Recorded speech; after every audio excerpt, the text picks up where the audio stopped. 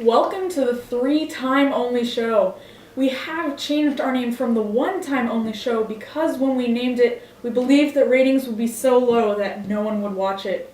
However, we do have a whopping 9 people consistently watching the show. 9 people! That's more than I have Twitter followers. So we will keep the show running. We are hoping that our budget of $0 will be enough to get us through the year. Folks, even though Wilson claimed to be a peace lover, the bloodthirsty president asked Congress for permission to arm merchant ships. My question is, why weren't the merchant ships already armed with machine guns? If they were stupid enough to go sell their wares without some kind of protection, then they deserve to be attacked by the Germans. Who cares if machine guns were against the law? Who cares if the merchants didn't have access to them? Wilson was being far too soft on these tradespeople. Nation, because Wilson could not muster any excitement from the American people to join the war, he began a crusade for democracy. In this assault against peace, he told the people about a utopian world where democracy was found in all countries, there were no wars, and people actually knew what the fox said.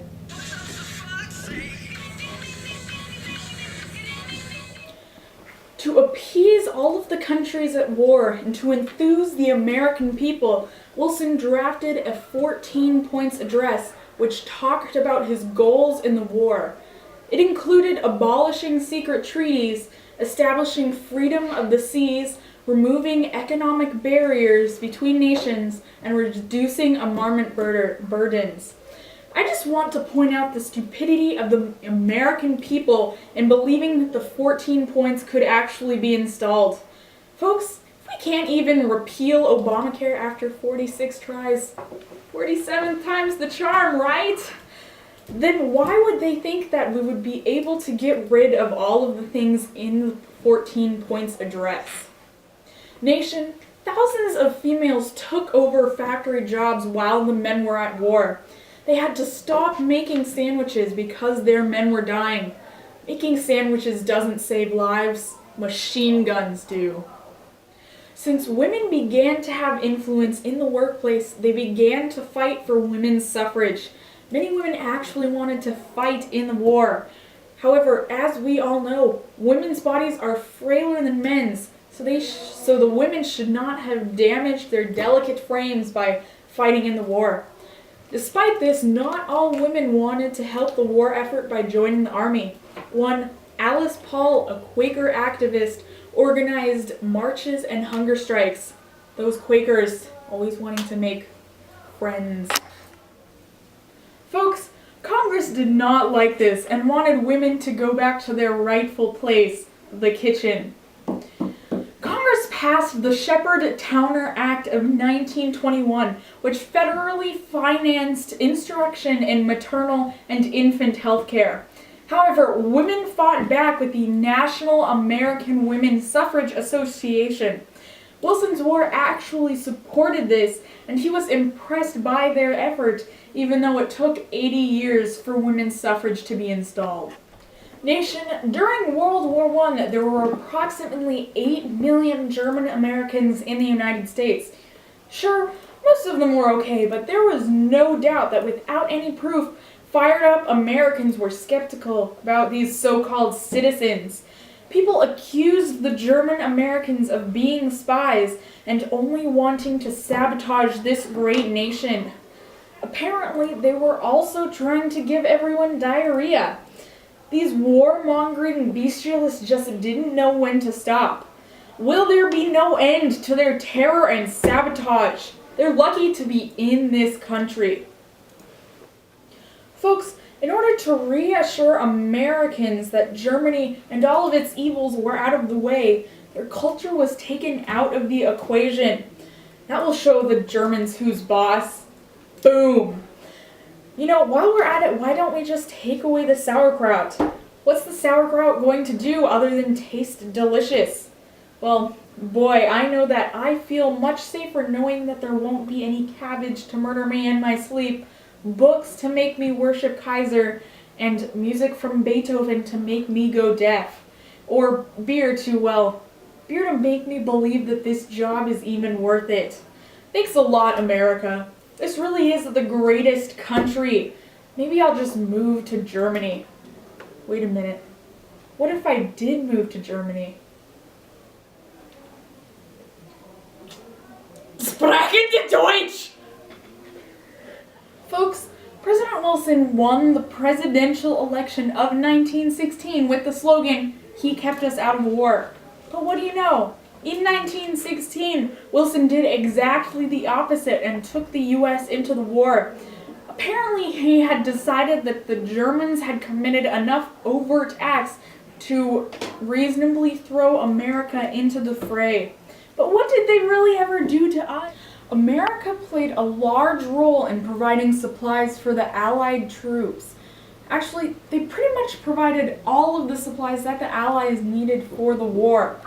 One of the great American heroes, Herbert C. Hoover, helped America during this violent war. He organized many a charity event and promoted days like Wheatless Wednesdays and Meatless Tuesdays in order to send food to the Allies in Europe. However, these days inspired extremists who even went so far as heatless Mondays, lightless nights, and worst of all, gasless Sundays. Even though the American people raised over $21 billion, this only amounted to 1/3 of the money needed for the war. The other 2/3 of the money came out of American wallets in the way that we all hate: taxes. Nation, many plowboys were called to fight in the war. Going into bloody trench warfare sounded like more of an adventure than staying at home and working the plows. Through propaganda and conscription, Wilson was able to raise a 4 million troop army. Sadly though, these troops were very poorly trained and barely knew how to yield a gun. At first, only small detachments of American troops fought in France, Belgium, Italy, and Russia. But, as usual, Americans swooped in just in time with a strong military force. From then on, it was smooth sailing. Victory was in sight, and the Germans were ready to give up and bow down to this great nation. Although the Americans were getting by in the war, their Allied counterparts weren't doing so well. The Allies in Europe were scraping the bottom of their money chests, and more honestly, their manpower barrels. I like man barrels better. The only way to raise an army quick enough would be conscription.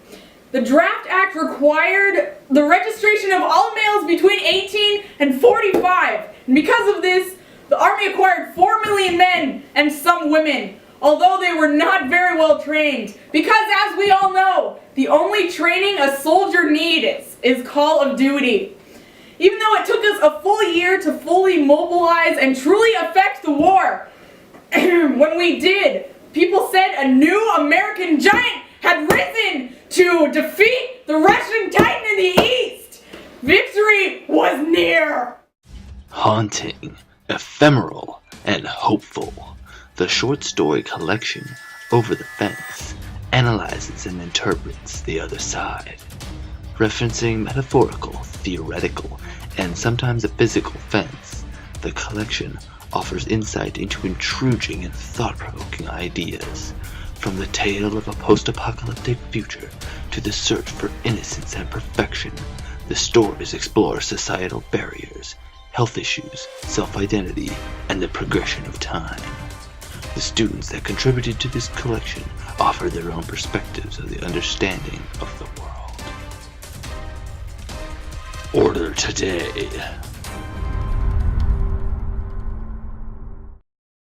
Welcome back to the show. I have with me tonight two guests, America and Germany. Welcome to the 3-time only show, you two. Thank you. Thank you.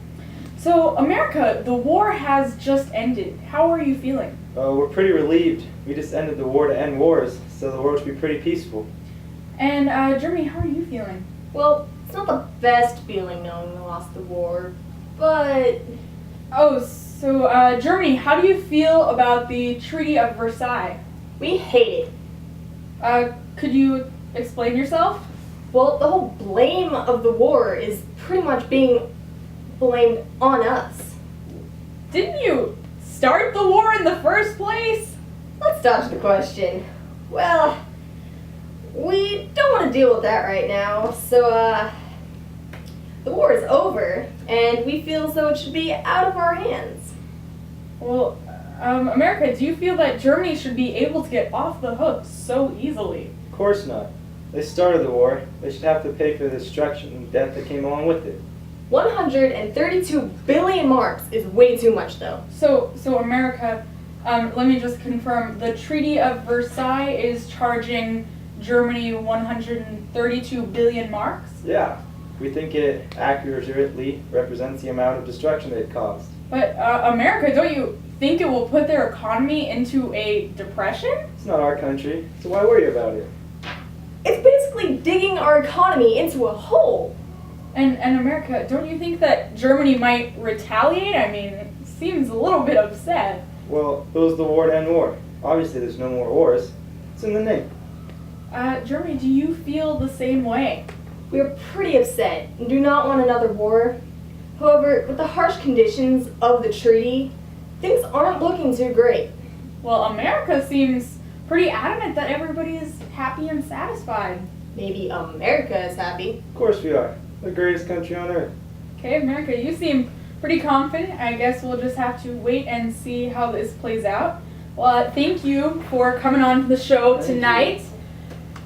Tune in next time for the next installment of the now 4-time only show. Thank you very much.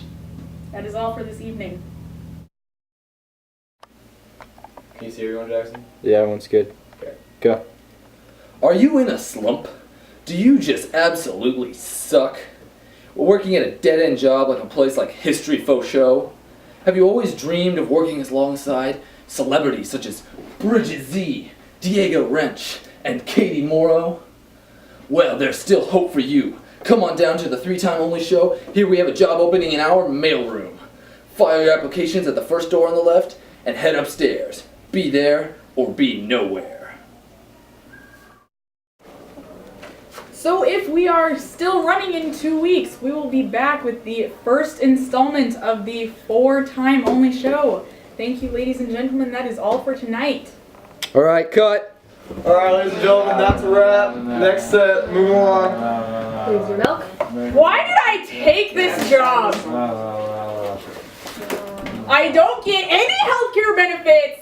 Obama isn't worth a crap. Yeah. Can't I have like a pay raise or something? Hold that thought. Gotta take Snapchat.